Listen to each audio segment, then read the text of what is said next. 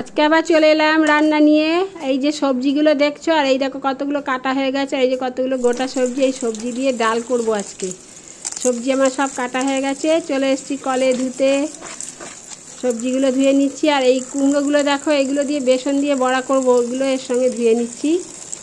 সবজি দিয়ে আজকে ডাল হবে। এই যে তেঁতুল, এই সবজির মধ্যে তেঁতুলটাও দেওয়া হবে। আজকে আশ্বিন মাসের সংক্রান্তি, তাই আজকে আমাদের গাড়ুর ডাল হয়। আজকে গাড়ু সংক্রান্তি।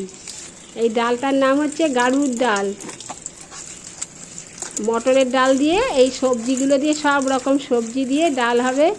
আজকে তো খাওয়া হবে আর কালকেও খাওয়া হবে। যে মটরের ডাল নিয়ে নিলাম, মটর ডাল সিটি হয়ে গেছে। এখন সবজিগুলো সব একটু সিটি দিয়ে নেব। সবজিগুলো সিটি হচ্ছে। কালকে কার্তিক মাসের প্রথম দিন, কাল সকালে ঘুম থেকে উঠে স্নান করে এই ডাল খেতে হবে আর ঠাকুরের কাছে চাইতে হবে।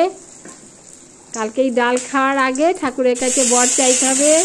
এই ডাল খাওয়ার ভুলে যাচ্ছি সব।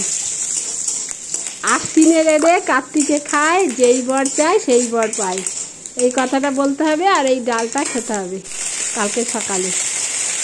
এই যে ডাল এখন আমি ফোড়ন দিচ্ছি। 5 ফোড়ন দিলাম, শুকনো লঙ্কা, তেজপাতা, 5 ফোড়ন আর একটু আদা বাটা দিলাম। ফোড়ন দেওয়া হয়ে গেল।